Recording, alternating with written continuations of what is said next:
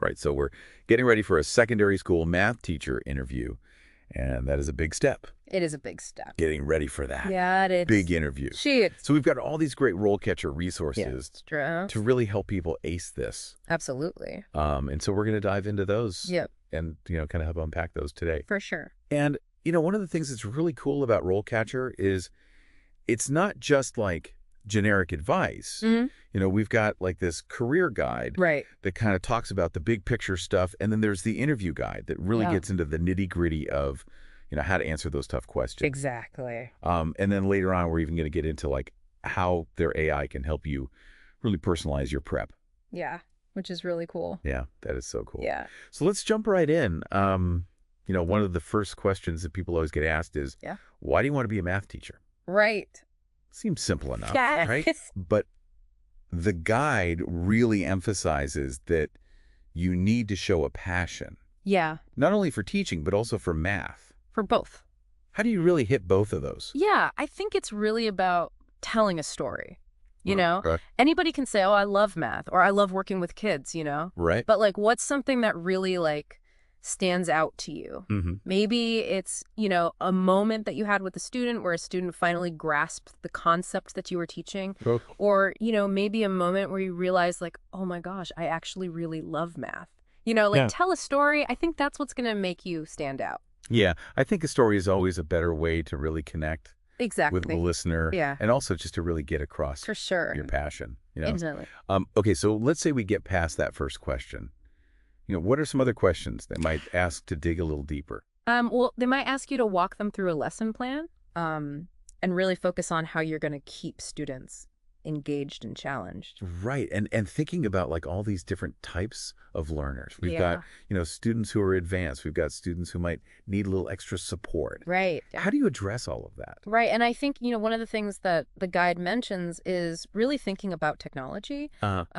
Nowadays, it's not just about, writing on the chalkboard or using an overhead projector. Right. We have things like interactive whiteboards and educational apps. Have you ever used any of those in your teaching? Oh, absolutely. I mean, I remember when I first started teaching, like we didn't have any of that stuff. Right. And now, it's almost like you can't live without it. Right, right. I remember one time I was teaching a lesson on geometric shapes. Okay.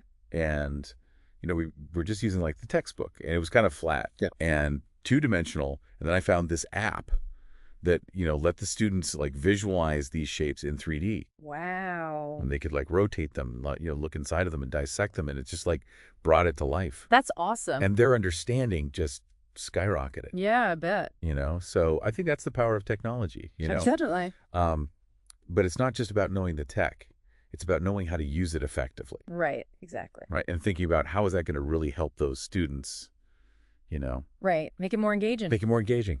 And help them understand the concepts. Absolutely. So another question that's really common is, how do you support students who are struggling? Oh, yeah. I mean, every teacher knows this is huge. Right. And the guide talks a lot about, being proactive. Yeah.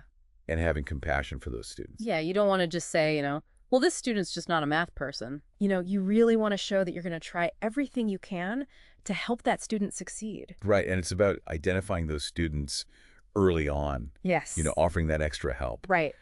Communicating with parents. Absolutely. So you got to have a plan of action. Yeah. Have you had any experience where you really felt like you went above and beyond? Oh, yeah, for sure. I had this one student.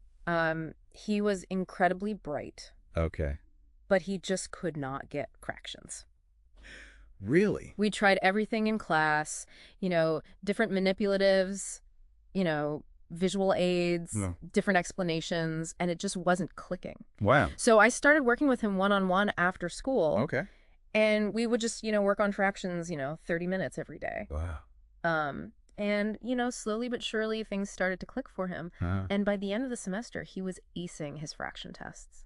Wow, that's amazing. I know. It was so rewarding to see his confidence grow. Yeah, and to see how that personalized attention can make such a difference. It really can. And I think that really comes across in an interview. Yeah, definitely. When you can share those stories. Absolutely. Okay, but we also know that not every student struggles. Right. Some students are really advanced. Yes. and need that extra push. Right. How do you handle those high achievers? Yeah, well, just like with students who are struggling, it's all about differentiation. Okay. So you want to be able to provide enrichment opportunities for those students who are ready to go above and beyond. Okay, so what might that look like? Well, maybe it's letting them do an independent research project, or, encouraging them to participate in math competitions. Right. Or maybe even setting up a mentorship program where they can tutor their peers. I love that idea. Yeah. It's a win-win. Yeah, because then it helps, both students. the student who's tutoring and the student who's being tutored. Right, exactly. Yeah, that's a great idea. Okay, so we talked a lot about teaching strategies and how we approach different learners. Right. But what about when it comes to actually assessing? Okay. Or, how well students are learning? Yeah, that's important. The guide really emphasizes that we need to think beyond just tests. Yes, definitely. So what are some other ways that we can assess student learning? Well, you could have students do projects. Yeah. You could have them do presentations. Mm-hmm. You could even have them create portfolios Right. of their work. It's about really showing what they know. Right, showing their understanding. Rather than just what they can memorize. Exactly. Right. So let's say the interviewer asks you, Okay.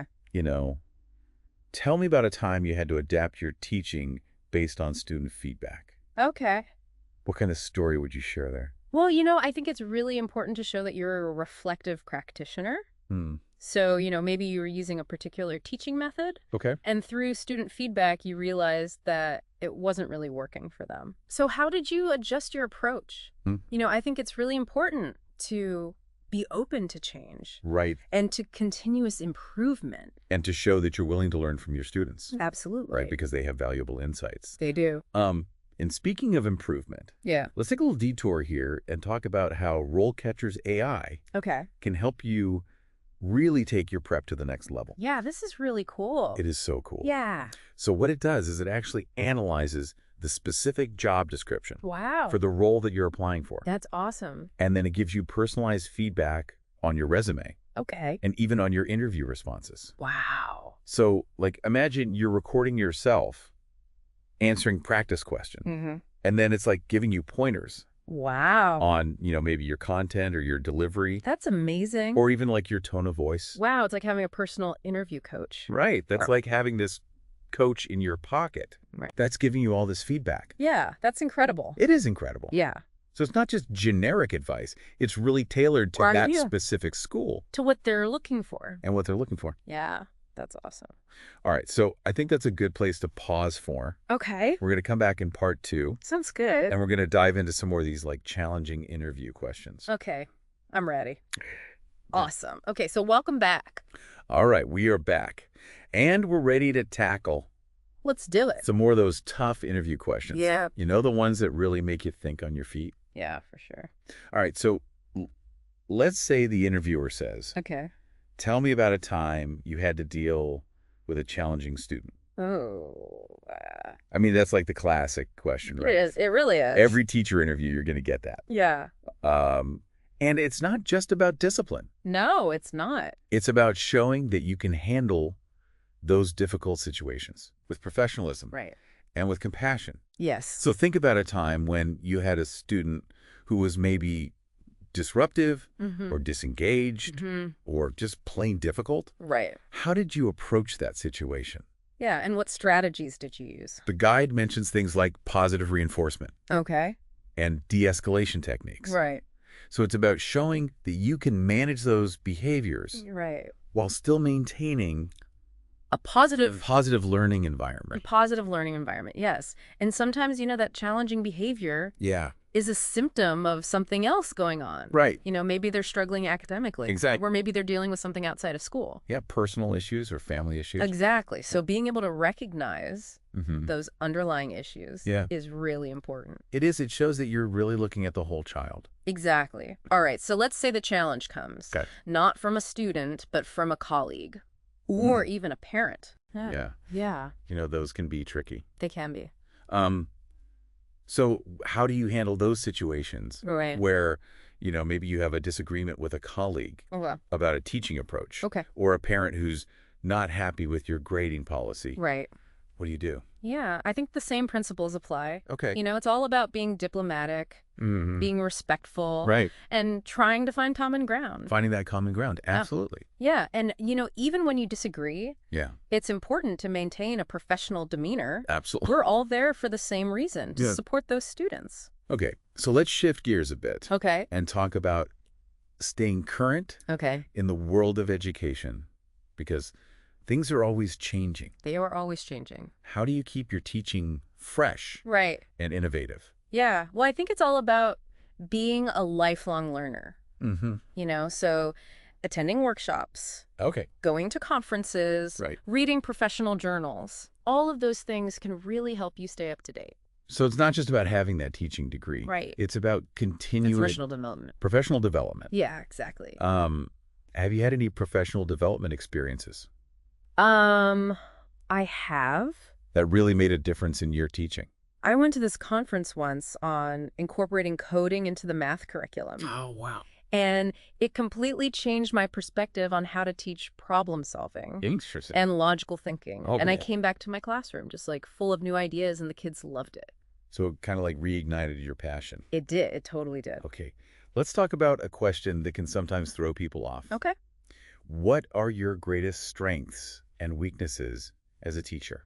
Ooh, that's a good one. Right? It's all about self-awareness. Yeah, it is. So when you're talking about your strengths, you really want to give specific examples. Right. Don't just say, oh, I'm a great communicator. Right. Show them how you're a great communicator. Yeah, exactly. And then when it comes to weaknesses, this is the part that people get tripped up on. Sure. Choose something that you're genuinely working to improve. Right. And explain what steps you're taking to address it. Exactly. So, for example, maybe you're not as comfortable with technology as you would like to be. Right. But you're taking online courses to build your skills. Exactly. So it's showing that you're not perfect. Right. But you're willing to learn and grow. To learn and grow, exactly. Yeah. Okay, so thinking about the future. Okay. Where do you see yourself in 5 years? The classic question. Another classic question. Yeah. And this one, you want to be aspirational, but also realistic. Right. You don't want to say, I want to be the superintendent, 5 years. In 5 years, right? Yeah. So what are some things that you might mention? Well, maybe you want to take on a leadership role. Okay. Within the school. Maybe you want to pursue further education. Oh. Get a master's degree or a doctorate. Right. Or maybe you want to specialize in a particular area of mass education. The guide mentions things like, becoming a department head or a curriculum coordinator. Yeah, those are great goals. So it's showing that you're thinking about your career trajectory and how you can continue to grow. Within that school community. Within that school community, absolutely. Yeah. All right, here's one that can really test you. Okay. How would you handle a situation where a student was being bullied? Ooh, yeah, that's a tough one. Those hypothetical scenarios. They can be tricky. They can be tricky. So how do you approach those? I think the key is to show that you understand the school's policies and procedures. Okay. And that you would act decisively and appropriately. Of course, the specific response would depend on the situation. Right. But you always want to prioritize the student's safety and well-being. The guide really emphasizes, creating a safe and supportive learning environment for all students. For all students. And it's showing that you're not going to tolerate bullying. Right. Zero tolerance. Zero tolerance. For sure. Okay.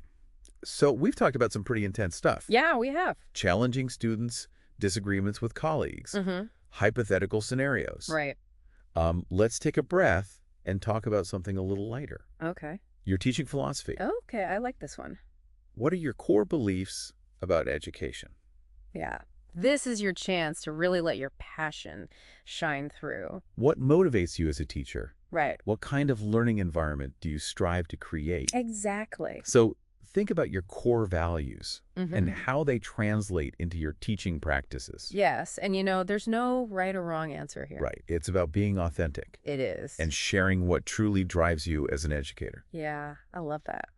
Okay, let's talk about another question that can be a bit tricky. What are your salary expectations? Ooh. Yeah, this one always comes up. Right, and this one can feel like a minefield. It can, especially if you're early in your career. Yeah. How do you handle that one? Well, I think the most important thing is to be prepared. Okay. Do your research on typical salary ranges for math teachers in your area. Right. The guide has some good resources for that. It does. Taking into account your experience, Yeah. your qualifications, Right. and then have a range in mind. Okay. Rather than a specific number.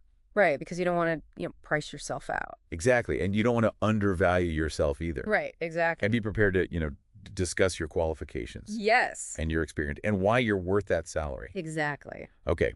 So before we move on to part 3, okay, let's touch again on RoleCatcher's AI. Okay. And how this can help you personalize your prep. Yeah. It's like having a secret weapon in your back pocket. It really is. It analyzes the job description and gives you that tailored feedback. Wow.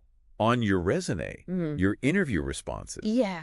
You can even record yourself answering practice questions. Oh, wow. And it will give you feedback. On your delivery. On your delivery, on your tone. That's amazing. It's amazing. It's like having a personal coach. Like having a coach right there with you. Yeah, without the cost. Without the cost, exactly. Yeah. All right, so we're going to take another break. Okay. And we'll come back for the final part of our deep dive. Sounds good. To wrap up those last few crucial questions. Awesome. Okay, so we're back for the final part. We are. Of our interview prep deep dive. I'm excited. All right, so we've talked about those really tough questions, the ones that really make you think on your feet. Right. But now I want to focus on some questions that really let you showcase your personality. Yeah. Your passion for teaching. Yeah. Because remember, you're not just a resume. Right. You're a person. Yeah. And they want to see that. So let's say they ask you. Okay. Tell us about a time you failed as a teacher. Ooh, yeah. Seems kind of counterintuitive, right? Does. To talk about failure in an interview. Right. But the guide really emphasizes that this is about showing self-awareness. Okay. And a growth mindset. Right. Because everybody makes mistakes. Everybody makes mistakes. Especially in teaching. Especially in teaching. Yeah. So what's important is that you can learn from those experiences. Exactly, and come back stronger. So what's a story that you might share? Well, maybe you tried a new teaching strategy. Okay. And it just totally flopped. Or, maybe you misjudged a student's needs. Right. But the key is to be able to reflect on what happened and what you learned from it. And how you would do things differently next time. Exactly. So you're turning that negative into a positive. Right. Showing that you're willing to grow. Okay, let's talk about extracurricular activities. The guide mentions that, being involved in those can really be an asset in an interview. Definitely. So why is that? Well, I think it shows that you're really invested in the school community and that you're passionate about working with students. Beyond the classroom. Beyond the classroom, yes. So give me some examples. Okay, well, maybe you coached a math team. Okay. Or you mentored students, or you led a robotics club. Right. Whatever it is, highlight the skills you developed and the impact that you had on those students. And you're showing that you're not just clocking in and out. Exactly. They're really dedicated to those kids. Yeah, you're going above and beyond. Okay, here's a question that can be kind of fun. Okay. What's your favorite area of math? Ooh, that is fun. This is where you get to really let your geek flag fly. I love this question. So what's your answer? Well, I really love geometry. Okay. I just love the elegance of it. The shapes. The shapes, the proofs, everything about it. So don't be afraid to get a little technical. Right. Explain what excites you about that area. Yeah, let your passion shine through. Okay, let's talk about salary expectations again. Okay. Because this is one that... It can be a little awkward. It can be a little awkward. Yeah. But, it's important to go into that interview prepared. Right. So do your research. Yes. Know those salary ranges for math teachers in your area. Right. The guide has some good resources for that. It does. And have a range in mind. Okay. Rather than a specific number. Right. And be prepared to justify your expectations. Exactly. Based on your skills and your experience. Yes. And the value that you bring to the school. Absolutely. Okay, so we've talked about a lot. Yeah. In these 3 parts, We've tackled those tough questions. Yes. We've talked about showcasing your personality. Right. Your passion for teaching. Right. And we even touched on that awkward topic of salary. But I want to circle back to one thing. Okay. RoleCatcher's AI. Yes. Because this can really give you that personalized edge. It can. So it analyzes that specific job description. Right. Give you tailored feedback On your resume? On your resume. On your interview responses? You can even record yourself answering practice questions and get feedback on your delivery. That's amazing. It is amazing. It is. It's like having that coach right there with you. Yeah, without the cost. Without the cost. Exactly. And, it's not just about acing the interview. Right. It's about finding the right fit. Yeah, making sure that you're a good match for that school. So as you head into that interview, remember, you've got this. You do. You've done the prep. You've got the tools. You've got the resources. Be confident. Yes. Let your passion shine through. I love it. And one last thought. Okay. Teaching is so much more than a job. It is. It really is a calling. It is a calling. Think about the impact you want to have on those students. Yes. What kind of legacy do you want to leave? What a great thought. Keep that vision in mind, and you'll not only land the job, right, but you'll embark on a truly fulfilling and rewarding career. I love it. All right, thanks for joining us. Thanks for having me, Lee.